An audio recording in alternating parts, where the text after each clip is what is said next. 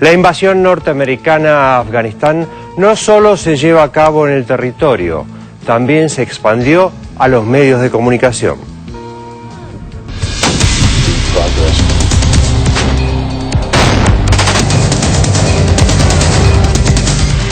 El general David Petraeus, a cargo de la guerra en Afganistán, luego de que Obama relevara a su antecesor, Stanley McChrystal, por cuestionar su autoridad como comandante en jefe, sigue el guión que establece el manual de contrainsurgencia de su autoría, presentado en 2006.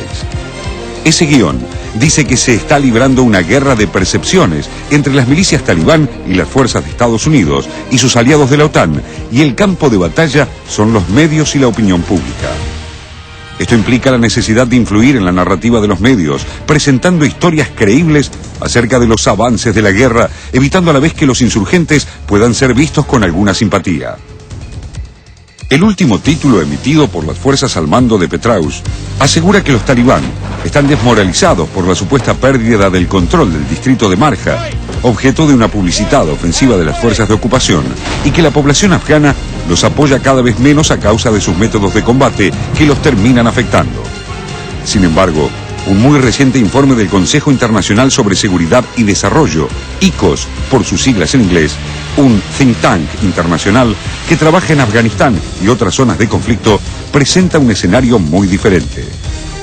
Las entrevistas realizadas para el reporte en la zona de Marja señalan que la mayoría de los consultados cree que son los talibán y no las tropas extranjeras las que controlan el enclave y las acciones militares de Estados Unidos las que son vistas en forma negativa. También desmienten a Petraeus y sus operaciones informativas las bajas que cotidianamente sufren los invasores a manos de los talibán, pese a su abrumadora superioridad militar y tecnológica.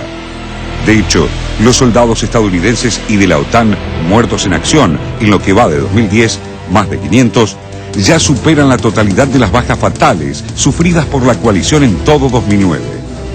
Por otro lado, la escasa preocupación por las vidas de civiles afganos que exhiben las fuerzas internacionales solo pueden contribuir a fortalecer la causa de los talibán y nutrir sus filas. Recientemente, el diario británico The Guardian informó sobre el juicio que se le sigue a un grupo de soldados estadounidenses que habían formado un equipo para asesinar a afganos comunes por deporte, arrojándoles granadas para luego sacarse fotos con sus víctimas e incluso guardar sus dedos como trofeos. The interests here are vital to all the freedom-loving people of the world. I don't think anyone wants to see transnational extremists able to do what they did from the soil here, what they have planned in some cases from other places in the region. It is a regional problem as well, but certainly all of our countries, many of our countries certainly have experienced transnational extremist attacks and recognize the importance of doing all that we can to achieving our mutual objectives here, that, again, Afghanistan not become a sanctuary for transnational extremists. Ahora, el nuevo paquete informativo que el general designado por Obama en Afganistán está vendiendo a los medios norteamericanos e internacionales es que la prometida ofensiva contra la ciudad de Kandahar, la capital espiritual de los talibán, ya empezó, y que para fines de noviembre de 2010 sus fuerzas podrían estar controlando esta población. Pero la opinión pública estadounidense e incluso el propio Obama parecen cada vez más reacios a ver cómo progresos estos relatos para una guerra que consume $200 millones por día solo en el financiamiento de las operaciones militares y por sobre todo no tiene objetivos claros. Por lo pronto, una derrota militar talibán no parece algo cercano ni posible, ya que se trata de un adversario elusivo que se mueve cómodamente a ambos lados del Hindu Kush y no tiene bases que capturar o destruir ni siquiera en Kandahar. Tampoco se puede dejar de recordar aquí que una de las informaciones más candentes que hizo filtrar el general Stanley McChrystal para presionar a Obama, lo que terminó eyectándolo del comando de la guerra en Afganistán, fue que Washington está convencido de que los militantes afganos reciben un apoyo directo de los servicios de inteligencia pakistaníes. Islamabad tiene muchos rostros en esta guerra, pero la Casa Blanca no puede prescindir de este socio inescrutable con agenda propia. A cambio de aceptar que los aviones no tripulados estadounidenses bombardeen diariamente sus zonas tribales, con el invariable resultado de civiles pakistaníes asesinados, los sectores de poder de Pakistán, entre los que no se cuenta precisamente su presidente, Ali Zardari, siguen trabajando para asegurarse el control futuro de Afganistán, una vez que las tropas internacionales se vean obligadas a retirarse de Asia Central. En este escenario difuso, el Mullah Omar, considerado el líder espiritual de los militantes afganos y que se esfumó junto con Osama Bin Laden en medio de la ofensiva estadounidense de 2001, reapareció en septiembre de 2010 a través de un comunicado para marcar el fin del Ramadán, anunciando que la victoria talibán es inminente y exigiendo el retiro incondicional de todas las fuerzas internacionales.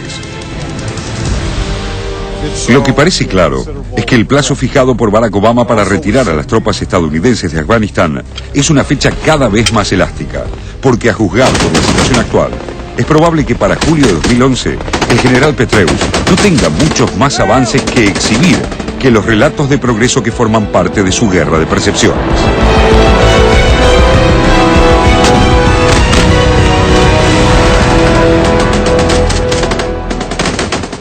Es muy bueno esto de las percepciones, ¿no? Porque las percepciones ayudan a pensar también quién va ganando y quién va perdiendo en esta guerra. Cuando uno escucha el discurso en Estados Unidos, permanentemente dicen, vamos avanzando, es la guerra que hay que ganar, vamos cada vez reduciendo más el poder de los talibán. Ayer apareció el histórico líder de los talibán, Omar, y dice, vamos ganando nosotros la guerra y los norteamericanos ya no saben lo que hacer. Aunque admite en este discurso de Omar, el Mullah Omar, ¿no? Se refiere a las divisiones, a las diferencias dentro de los talibanes o dentro de los sectores antinorteamericanos y llama a la unidad, a preservar ese espacio. Me llamó la atención eso, ¿no? Me parece que, digamos, que lo que sobresale en realidad es no podemos irnos, no terminó.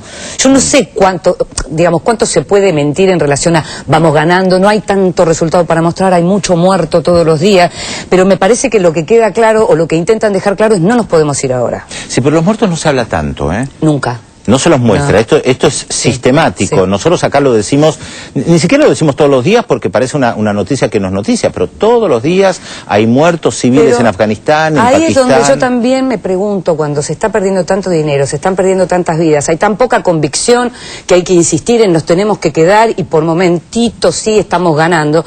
¿Cómo van a abrir otro frente? Cuando nosotros mismos decimos, porque hay pruebas y decimos, pareciera que van a invadir o que pueden pensar en una tercera guerra como Irán.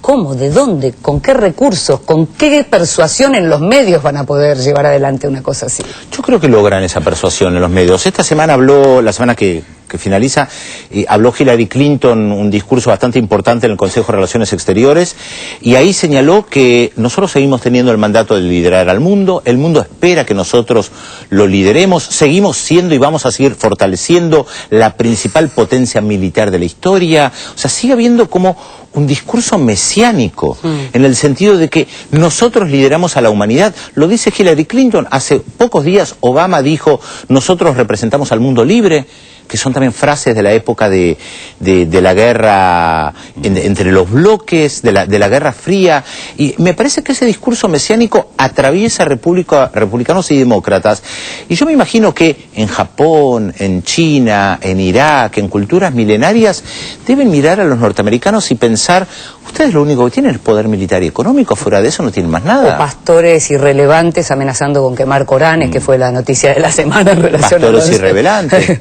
¿No? Tal cual. Y la reacción que provocó ayer, hubo varias manifestaciones anti-norteamericanas en Afganistán y Pakistán, justamente con amigos así, ¿no? Con amigos así, la famosa frase. La otra realidad que se niega es la realidad social de estos países, países empobrecidos que cada vez se empobrecen más a raíz de esta situación. Es decir, los salvadores americanos que llegaron no es que le resolvieron el problema ni ayudaron a eso, sino que también esto va generando una reacción cada vez mayor a las tropas norteamericanas, que algunos dicen que esto se basa el apoyo del pueblo a los talibanes. Pretendés que le solucionen la cuestión militar y que además los ayuden económicamente y socialmente. Un poco de demagogia, aunque sea. Bueno, pero además hay un discurso muy contradictorio. Hace unos días salió, no recuerdo si era el Washington Post o el New York Times, un informe sobre el tema de la corrupción en Afganistán, porque Estados Unidos tiene casi como bandera día y noche el tema de la corrupción de la clase política afgana. Pero salieron documentos de que la CIA está poniéndole dinero a miembros del gabinete para corromperlos. Afgano, exactamente, para corromperlos. Entonces, en el diario se les pregunta, ¿cómo es esto? Decimos que luchamos en contra de la corrupción, pero se le está pagando a miembros del gobierno de Karzai, del presidente de Afganistán, para que nos pasen información. Pero en el mundo libre eso después se ve en las películas de Hollywood. Es verdad, es Eso verdad. mismo. En los países del mundo libre como Estados Unidos, esto mismo es cuestionado desde las películas O de los tanques de después, Hollywood. o después alguien escribe sus memorias, como Tony Blair, va y cuenta todo lo que pasó y dice... Cuando lo dejan, va y cuenta. Sí, ahora decidió no presentar más Por el eso. libro.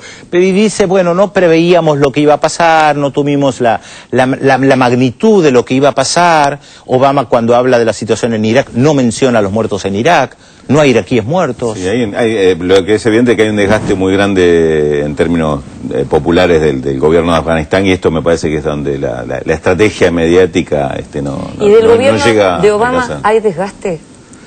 Es claro, me parece, yo creo que este discurso, esta estrategia mediática de la guerra, creo que está apuntada más al público norteamericano que lo que puede ser. Y a las elecciones de noviembre, ¿no? De medio término. Tal cual, digamos, porque las alternativas que se presentan son inclusive más duras, ¿no? Digamos, no por nada estábamos comentando justamente con la producción el tema de que general Petraeus para algunos es un candidato, un precandidato republicano, digamos, es decir, hay una apuesta todavía, o mejor dicho, hay una idea de subir la apuesta todavía con el tema de... Bueno, de hecho Obama además está diciendo que todo esto se lo deben a Bush y que si le dan el triunfo a los republicanos vamos a volver, dice, a donde estábamos. Ya está hablando claramente de lo que tiene que ver con las elecciones. Igual en el tema de la guerra, de la política exterior, Obama fue muy suave con Bush al criticarlo y además elogió mucho a las tropas. Pero porque él sabe que ahí es muy delicado eso.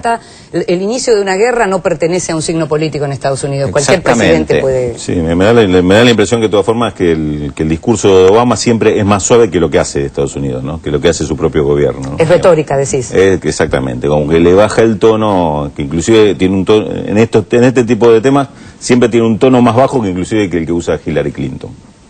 Que estuvo dura esta semana en general, ¿no? Por Porque eso, estuvo dura también con Latinoamérica, Hillary. Claro, eso fue en el dura. mismo discurso donde habló de México, comparándolo con Colombia especialmente. Yo creo que trató de comparar el tema de la violencia, de decir, bueno, México está No lo dijo desmadrada. solo ella eso tampoco, es algo que se viene diciendo, ¿no? Sí, lo que pasa es que lo ligó con algo que políticamente marca un contexto muy diferente. Hace 20 años en Colombia no solamente estaban los narcos, sino que había una guerrilla implantada, la FARC, había varios movimientos guerrilleros, que no es el caso de México. Por eso salieron a criticarla, a decir, no, la situación en México no tiene nada que ver. Yo creo que habló del contexto de violencia. Pero sí, por supuesto, pero también son dos países con una relación muy estrecha con Estados Unidos y en donde el dinero de Estados Unidos penetra de manera salvaje como en pocos países, de modo que el vínculo que tiene Estados Unidos con esos dos países también es bastante similar. Sí, y también hay voces que en Estados Unidos plantean una intervención militar en México.